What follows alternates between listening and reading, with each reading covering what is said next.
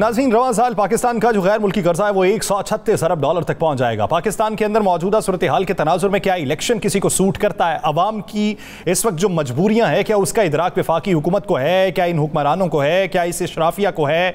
क्या उसके तदारुक के लिए इकदाम कर रही है? क्या ये जो वे आउट हमें बताया जा रहा है कि बार्टर ट्रेड सिस्टम के तहत पाकिस्तान में बेहतरी आ जाएगी, ईरान से भी सस्ता तेल आ रहा है, रूस से भी सस्ता तेल आ रहा है, लेकिन उसके असरात इस अवाम तक क्यों नहीं पहुंच रहे? अवाम जो इस वक्त मफलूकुल हाली का शिकार हो चुकी है, इफ्लास में इस वक्त डूबी हुई है, उसकी बेहतरी के लिए इकदाम क्यों नहीं हो रहे और वो दिखाई क्यों नहीं देते? अगर इन्हें यह लगता है कि बैरूनी सरमायाकारी पाकिस्तान में आ रही है, स्टॉक एक्सचेंज बेहतर हो रहा है, तो फिर अवाम खुश क्यों नहीं है? राना साहब, अगर देखा जाए IMF के साथ मुआहिदा हुआ, अभी आप देखिए कि स्टाफ लेवल का मुआहिदा हुआ और स्टाफ लेवल के मुआहिदे के बाद जो डॉलर की कीमत थी वो तकरीबन 10 रुपए कम हुई और फिर एक दिन 5 रुपए कम हुई, 15 रुपए, लेकिन फॉरेन एक्सचेंज रिजर्व में 1% नहीं आया, उसके बावजूद वो कम हुई। अब IMF से आ गया, UAE से आ गया, सऊदी अरब से आ गया, चाइना से आ गया, ये 4 अरब 20 करोड़ डॉलर आने के बावजूद भी डॉलर की कीमत आज 1 रुपया बढ़ गई और मज़ीद बढ़ेगी और मज़ीद बढ़ेगी। मैं आपको बता रहा हूँ, अगर कोई ये ज़हन में ये बात रखे ना कि डॉलर दोबारा 190 रुपये में 180 रुपये पे चला जाना, तो मुझे तो वो नज़र नहीं आ रहा। डॉलर 170 से 182, 186, 282, 286, 290, 272, इसके दरमियान रहना। इससे नीचे आता हमें नज़र तो नहीं आ रहा। बड़ी बड़ी क्लियर और साफ आपको चीज़ है, और ना ही हमारे मुआशियात जो है वो कह रहे हैं कि इससे नीचे आ सकता है। हमने अपने प्रोग्राम में पूछा, आम वैसे भी पूछा उनसे, सूरत हाल देखें। बात यह है, बिल्कुल पाकिस्तान पहली तो सूरत हाल यह है कि पाकिस्तान को कर्जा लेने की ज़रूरत पेश क्यों आई? क्या हम पूरी ज़िंदगी, ये मुल्क जो है, जब तक हम रहेंगे, ये हमारे बच्चे होंगे, उनके बच्चे आगे होंगे, क्या हम कर्ज लेते रहेंगे? क्या IMF से कर्ज पहली दफ़ा लिया है या ये आखिरी दफ़ा है? क्या इसके बाद नहीं होगा? क्या बारूदी सुरंग जो असल आने वाली हुकूमत के लिए होगी, चाहे वो किसी की भी हुकूमत हो, क्या वो महंगाई का तूफ़ान कम कर सकेंगे? अगर वो महंगाई का तूफ़ान कम करेंगे तो आपको IMF जो है वो किसी सूरत में अगली किस्त अदा नहीं करेगी। अगर नहीं करेंगे तो अवाम मर जाएगी।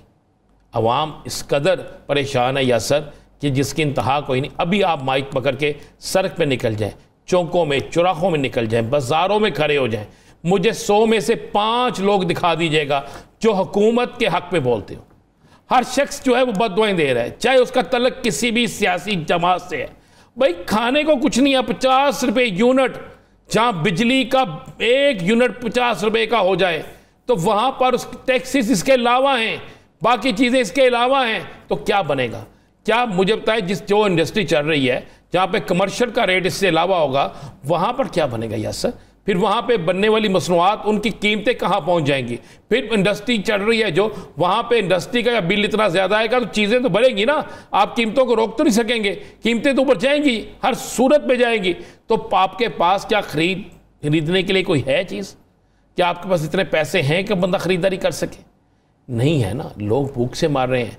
और मेरा ख्याल है कि एक वादा पूरा कर दिया इन्होंने कि इन्होंने जो गुर्बत मकाओ प्रोग्राम था ना, उन्होंने गरीब मकाओ प्रोग्राम शुरू कर दिया, और गरीब मकाओ के साथ साथ इन्होंने मिडिल क्लास, सफ़ेद पोश, उसको भी मकाना ख़त्म करना शुरू कर दिया। ये तो एक सिलसिला शुरू हो चुका है। ये किस मुँह से जाएंगे? साहब, आप ये देखिए कि जहाँ पर मफलूकुल आली इस तरीके से आपके इर्द गिर्द रक्सा हो कि 16-17 हज़ार रुपये का आपने कर्ज लिया हो और उसकी वापसी के सिर्फ चक्कर में, उसी सोच में आप खुदकुशी कर लें। ये एक खुदकुशी है जो सामने आ गई है। कई खुदकुशियाँ ऐसी हैं जो सामने नहीं आई। लोगों ने अपनी इज्जतें बचाने के लिए बिल्कुल जिक्र नहीं किया।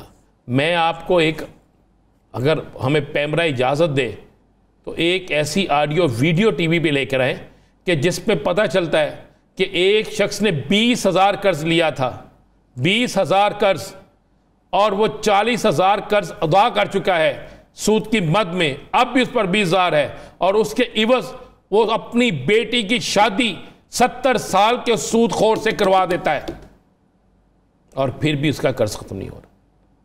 ये एक नहीं, कई मिसालें मौजूद हैं।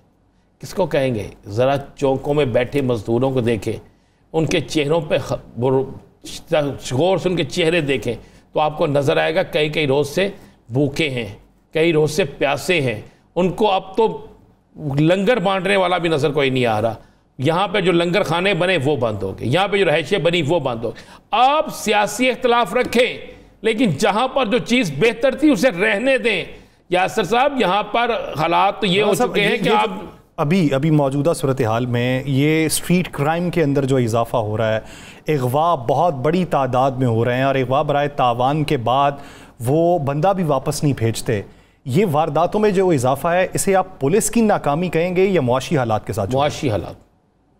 पुलिस भी क्या करेगी बेचारी, मैं नहीं कहता। मसला आज पुलिस ने एक बरामद कर लिया, फैसल शरीफ हैं DSP CIA, उन्होंने आज एक अगवा बराए तवान का मुलज़म बरामद भी कर लिया, मुलज़म पकड़ भी नहीं है। जो तवान के लिए अगवा किया गया था वो भी बरामद हो गया और तवान के पैसे ही वापस हो गए।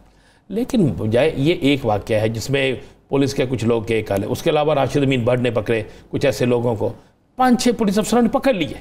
आप क्या समझते हैं, वर्कफोर्स में इजाफा होना चाहिए या आबादी इस हद तक फैल चुकी है? मवासलात भाईजान, आप लोगों को क्यों नहीं सहूलतें दे रहे? आप लोगों को खाने को क्यों नहीं दे रहे? आप लोगों को नौकरियां क्यों नहीं दे रहे? आप मुआशरे के अंदर से नफरत ख़त्म क्यों नहीं कर रहे?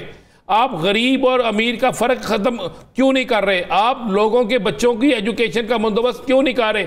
आप घरों में 2 वक्त की रोटी क्यों नहीं पहुंचाने का सबब बना रहे? वो ये नहीं मैं कहता कि आप जाकर उनके घरों में मुफ्त बांटें, लेकिन लोगों को नौकरियां दे दें, सस्ता कर दें। कम से कम किसी शख्स के घर में रोटी पक सके, किसी शख्स के घर में खाना पक सके। याद करें, मैंने आपको बताया था कि मैंने लोगों को बड़ी ईद का गोश्त इकट्ठा करके बेचते हुए देखा है। मैंने पूछा क्यों बेच रही हो यार, ये तो आपको अब दिया गया। उन्होंने कहा भाई घर में घी नहीं है, घर में आटा नहीं है, मिर्च नहीं है, मसाला नहीं है, प्याज नहीं है, थोम नहीं है, टमाटर नहीं है, तो क्या करें? इसे बेचेंगे, बाकी चीज़ें ले आएंगे, खाली मसाले से रोटी तो खा लेंगे ना, ये गोश्त लेके जाएंगे, पकाएंगे किस में? ये हालत हो चुकी है।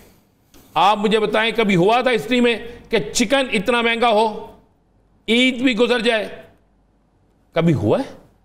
कोई एक चीज़ मुझे बता दें। सब मौजूदा सूरत हाल के अंदर अगर हमसाया ममालिक देख लें तो वहाँ पे जराइम की शरह अगर देख लें, वहाँ पे अगर कोई लूटा गया, किसके साथ डकैती हो गई, फ्रॉड हो गया, वो हज़ारों में है, लाखों में है या उससे ज़्यादा है, उसको ये होता है कि किसी न किसी हद तक इम्कान होता है ये वापस आ जाएगा। लेकिन पाकिस्तान के अंदर ये वो अहद है, ये वो साल चल रहा है कि जिसमें किसी के साथ 1000 का, किसी के साथ लाख का, किसी के साथ करोड़ों का नुकसान हुआ है, उसे कतई तौर पे उम्मीद नहीं है, वो पागलपन का शिकार हो चुका है कि इसकी वापसी किस तरीके से होगी। इसकी वजह क्या लगती है? उसकी वजह बड़ी सिंपल सी है। एक बेचारा वो लुट गया, दूसरा जब वो पर्चा दर्ज कराने गया फिर लुट गया, तीसरा जब वो इन्वेस्टिगेशन के लिए गया फिर लुट गया। जनाब गाड़ी भी उसकी, पेट्रोल भी उसका, खर्चा भी उसका। वो किस तरह यकीन करे? वो कहता है यार जो लूट के ले गए हैं यही काफ़ी है, अब जो मेरे पास बचा है ये मज़ीद लुट जाएगा। ये तो हो रहा है। या सर, हमारे यहाँ पे कानून होना चाहिए, कानून है नहीं।